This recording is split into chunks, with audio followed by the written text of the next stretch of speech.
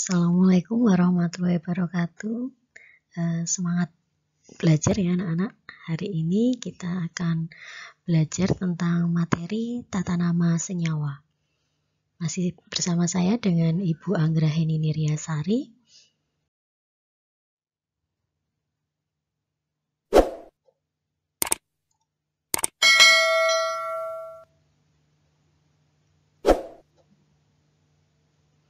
Nah, tata nama senyawa. Tata nama senyawa itu ada beberapa yang harus dipelajari ya. Nah, di kelas 10 ini ada 5 tata nama yang akan kalian pelajari. Yang pertama itu adalah tata nama biner. Kemudian tata nama biner itu nanti yang dipelajari ada 2, tata nama senyawa kovalen dan tata nama senyawa ion.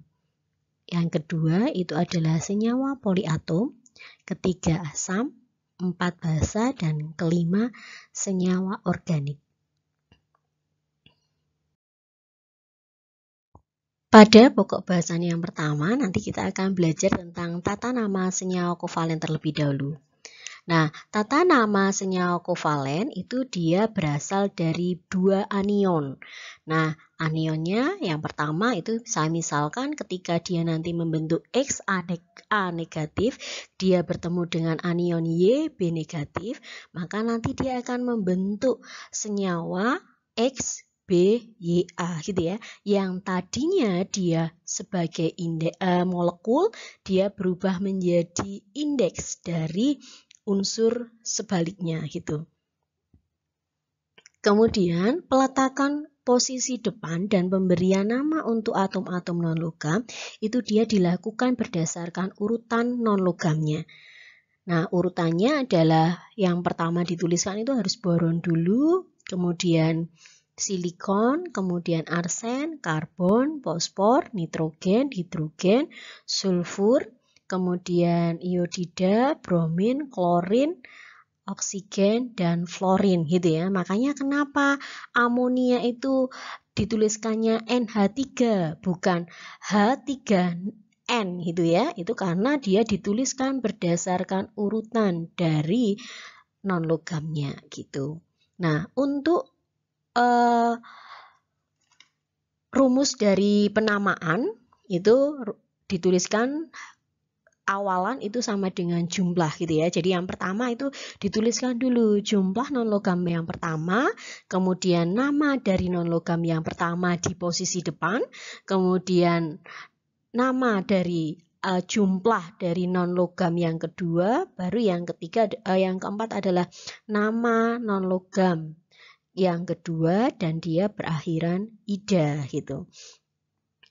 Awalan itu dipakai untuk menyatakan jumlah atom dari non-logamnya. Kalau jumlah atomnya 1 berarti dia namanya mono. Kalau 2 berarti di, kalau 3 tri, kalau 4 tetra, kalau 5 penta, 6 heksa, 7 hepta, dan 8 okta. Di sini saya berikan tabel nama dan nama unsur non-logam dan bentuk ionnya. Ion ketika dia membentuk konfigurasi stabil ya. Jadi ketika H dia membentuk hidrogen, dia membentuk ion, itu dia membentuk ion H positif. Kenapa hidrogen ini saya masukkan sebagai di non-logam? Karena memang hidrogen ini walaupun dia berada di golongan 1A, tapi dia adalah non-logam gitu ya. Dan dia stabil ketika dia membentuk ion H positif 1. Nah, asam itu ketika hidrogen ini dia berada di depan, dia bisa bernama asam, bisa bernama hidrogen. Kalau posisinya di belakang, dia namanya hidrida. Karbon itu ketika dia membentuk ion, dia akan membentuk ion C4 negatif. Di depan, posisi di depan namanya karbon, di belakang karbida. Fosfor itu dia bentuknya P3 negatif, kalau di depan namanya fosfor, kalau di belakang namanya fosfida. Nitrogen itu dia membentuk N3 negatif, ketika dia di depan namanya nitrogen, kalau di belakang namanya nitrida. Nah, untuk sulfur atau belerang itu dia kalau membentuk ion dia bentuknya S2 negatif, di depan namanya sulfur, di belakang namanya sulfida. Oksigen dia akan bentuk ion stabilnya adalah O2 negatif, posisi di depan namanya oksigen, kalau di belakang namanya menjadi oksida. Untuk F itu ketika dia di depan itu namanya fluoro, kalau di belakang namanya fluorida. Cl atau klor itu ketika dia dibentuk ion dia menjadi Cl negatif 1. Nama di depannya dia namanya kloro. Kalau posisi di belakang namanya klorida. Br negatif 1 ketika di posisi depan namanya bromo, di belakang bromida. Untuk iodin itu ketika dia di belakang membentuk ion dia juga akan membentuk I negatif 1. Nama di posisi di depannya adalah iodo, kalau di belakang namanya iodida gitu. Nah, yang perlu kalian ingat untuk indeks 1 itu pada unsur pertama itu tidak disebutkan. Jadi kalau misalnya jumlahnya ada 1 di posisi depan sini itu ya, itu nanti namanya hilang, tidak perlu menggunakan mono. Nah, contohnya ya. Contohnya misalnya CCl4. C-nya 1, Cl-nya 4. Kemudian Cl itu posisi di belakang maka namanya klorida, sehingga CCl4 ini namanya karbon tetraklorida. Tadi sudah diberi perhatian ya bahwa indeks 1 untuk unsur pertama itu dia tidak disebutkan awalannya. Jadi langsung karbon tetraklorida, bukan monokarbon tetraklorida gitu ya. Yang benar adalah karbon tetraklorida. Contoh lain lagi adalah PCl3. Ketika dia diberi nama, akhirnya menjadinya fosfor, jumlahnya 1, maka tidak diberi kata mono. Kemudian Cl itu dia posisi di belakang, berarti namanya klorida. Karena jumlah Cl-nya ada 3, berarti tri, maka jadi namanya fosfor triklorida gitu. SO3 berarti nanti jadinya namanya sulfur trioksida. Untuk N2O5, N itu nitrogen posisi depan, kemudian 2 berarti posisi namanya di, O karena posisinya di belakang namanya oksida, jumlah O-nya ada 5, maka namanya menjadi dinitrogen pentoksida.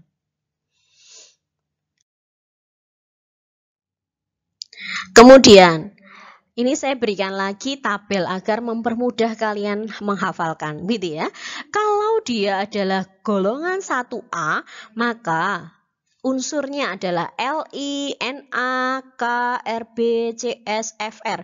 Nah, ketika dia membentuk ion, maka dia muatannya adalah positif 1. Nama kationnya langsung sama seperti dengan nama unsurnya. Kemudian kalau yang golongan 3A itu adalah aluminium. Dia muatannya selalu positif 3. Untuk golongan 2A itu ada berilium, magnesium, kalsium, strontium, kemudian barium, radium. Ini dia memiliki muatan 2 positif. Karena dia memang di golongan logam utama itu dia memiliki biloks yang satu jenis. Berbeda kalau untuk logam transisi. Untuk logam transisi dia memiliki bilangan oksidasi lebih dari satu jenis. Misalnya Fe. Fe atau besi ini dia memiliki 3 bilangan oksidasi atau 3 muatan ion. Bisa positif 1, bisa positif 2, dan bisa positif 3. Ni dia memiliki 2. Ada Ni2 positif, ada Ni3 positif. Kemudian emas atau aurum itu dia memiliki 2 jenis. Ada Au positif 1 dan Au positif 3. Untuk perak dia hanya punya 1. Dia muatannya positif 1 dan seterusnya ya. Bisa kalian baca sendiri. Nah,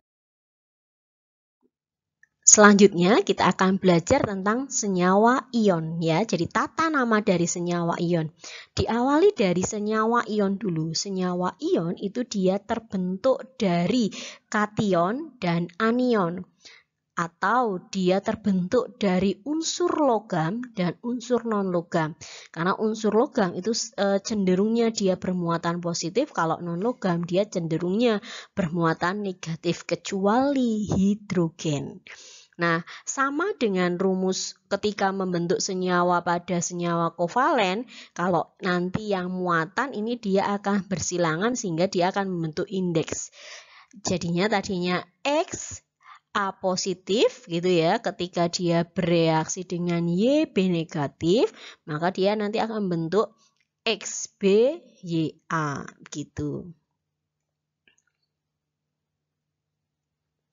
Unsur logam itu ditulis di depan ya, yang harus kalian cermati.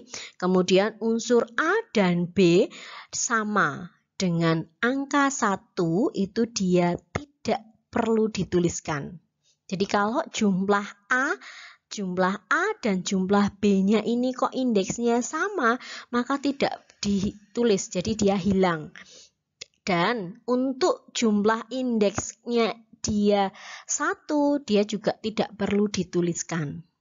Rumus senyawa ion itu dia ditentukan oleh perbandingan muatan dari kation dan anionnya. Jumlah muatan positif sama dengan jumlah muatan negatifnya. Sehingga karena senyawa ion ini dia terdiri atas logam dan non-logam, pada logam itu dia ada 2 gitu ya. Logam utama dan logam transisi. Ini akan memiliki rumus yang berbeda, sedikit berbeda. Untuk golongan utama yaitu golongan 1A, 2A, dan aluminium, ini karena bilangan oksidasinya itu dia satu jenis, maka rumusnya menjadi nama logam, nama non-logam, kemudian dia berakhiran ida. Contohnya Na2S. Na itu namanya natrium. Kemudian S posisi belakang namanya sulfida, sehingga namanya menjadi natrium sulfida. Untuk MgO itu Mg adalah magnesium. O posisi di belakang namanya oksida, sehingga langsung magnesium oksida.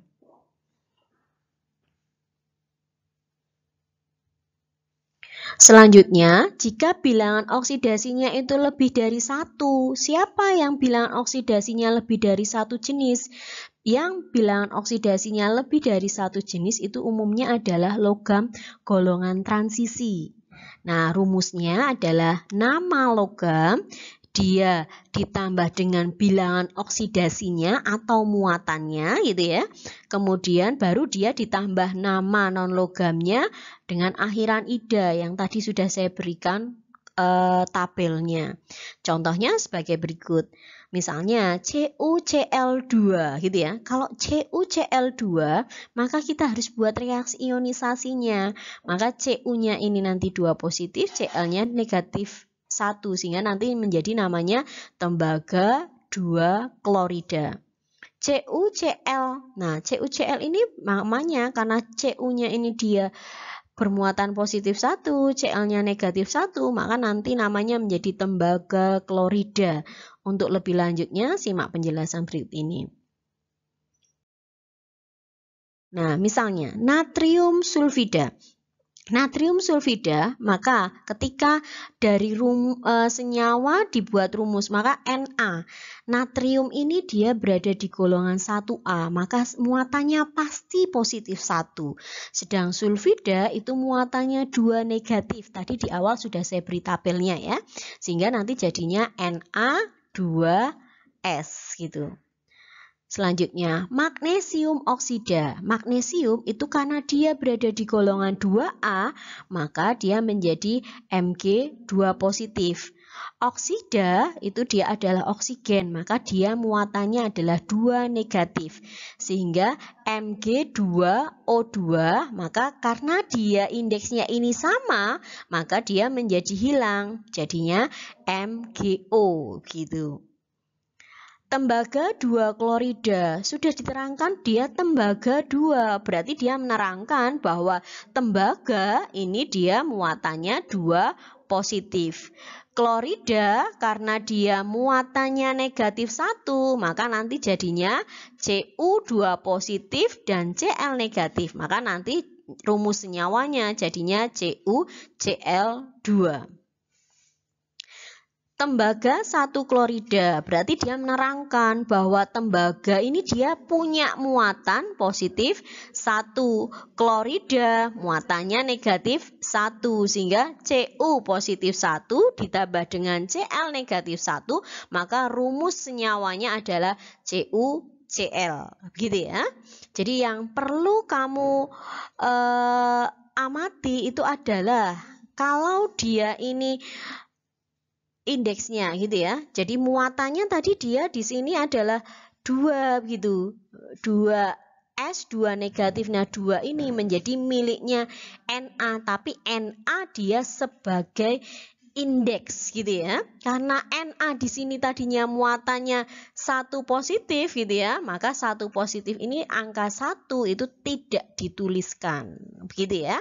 Sama halnya dengan ini, Cu2 positif. Nah, 2 di sini ini dia menjadi punyanya indeksnya Cl gitu ya. Karena di sini negatif 1, maka Cu-nya indeksnya angka 1 tidak dituliskan. Gitu ya, anak-anak.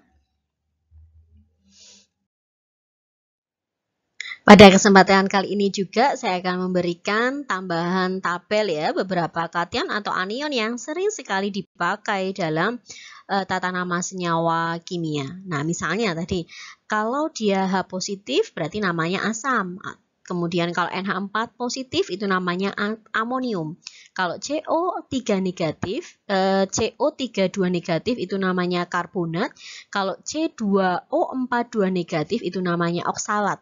HCO3 negatif itu namanya hidrogen karbonat. Kemudian nanti yang paling sering lagi adalah NO3 negatif 1 itu namanya nitrat. Kemudian NO2 negatif 1 namanya nitrit. Kemudian CrO4 2 negatif namanya kromat. Cr2O7 2 negatif itu dia namanya dikromat atau bikromat. SO4 2 negatif namanya sulfat. Kemudian HCOO- itu namanya format. Kalau Cn negatif 1 namanya sianida. Kemudian OH negatif tadi namanya hidroksida. PO4 3 negatif namanya fosfat. Ini yang paling sering sekali keluar. Ada lagi CH3 COO negatif 1 namanya asetat. Nah, untuk anionnya dari senyawa asam oksi. Asam oksi itu apa? Asam oksi itu adalah oksida halogen. Nah, selain dia mengandung oksigen, dia juga mengandung unsur halogen. Maka penamaan senyawa ini dia disesuaikan dengan peningkatan kandungan atom oksigennya. Jika 1 itu namanya hipo, kalau 2 kalau 1 itu nanti namanya hipo berakhiran it gitu. Kalau dia jumlah O-nya 2 langsung namanya berakhiran it. Kalau jumlahnya ada 3, dia nanti berakhiran at. Kalau jumlahnya O-nya ada 4, nanti dia berawalan per, berakhiran at. Nah, contohnya HClO. Karena ClO-nya ini O-nya negatif 1, maka nanti namanya hipoklorit gitu ya. Karena berawalan hidrogen, maka nanti namanya asam hipoklorit. Untuk HClO2, maka nanti namanya asam klorit. Kalau HClO3 namanya asam klorat, HClO4 namanya asam perklorat. Gitu ya. Diingat-ingat, kalau O-nya 1, maka nanti dia hipo berakhiran it, kalau 2 berakhiran it, kalau 3 berakhiran at, kalau 4 berawalan per, berakhiran at. Itu ya, tapi khusus untuk asam oksi. Asam oksi itu apa? Asam yang mengandung oksigen dan halogen.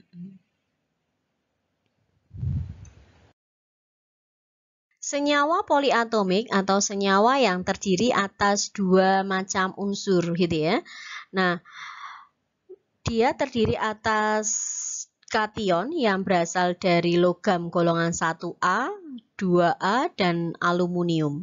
Nah, rumusnya itu adalah nama kation ditambah dengan nama ion poliatomnya. Contohnya ketika Na positif 1 dia bereaksi dengan ion Pa, EPO43 negatif, namanya fosfat gitu ya. Nanti dia namanya jadinya natrium 3 fosfat gitu.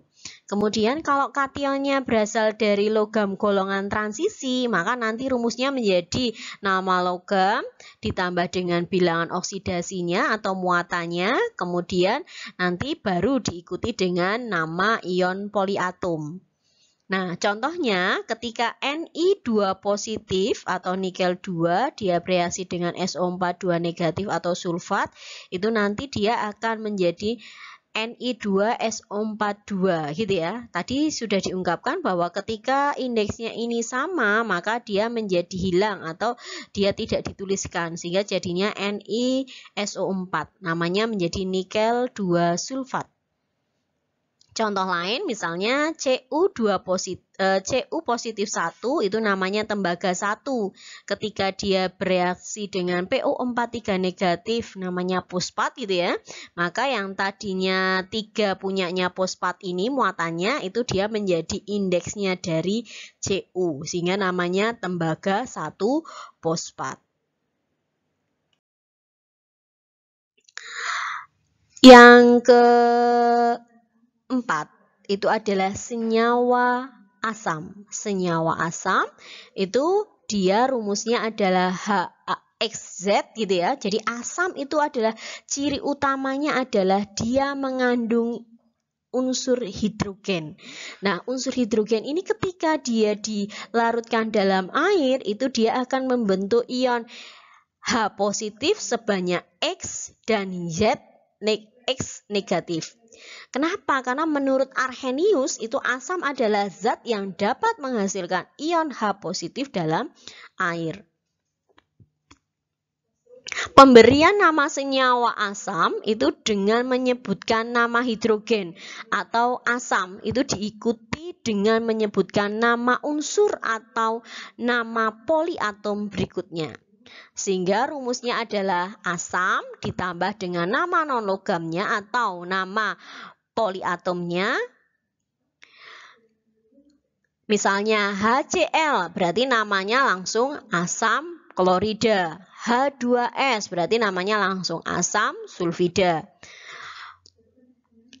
Kalau dia berasal dari ion poliatom, maka nanti namanya asam ditambah dengan nama ion poliatomnya. Misalnya HClO4 atau HClO3, maka namanya asam klorat. Kalau H2SO4 namanya asam sulfat. Kalau HNO3 berarti namanya asam NO3 negatif 1 namanya nitrit. H3PO4 itu namanya asam fosfat. Contohnya ini.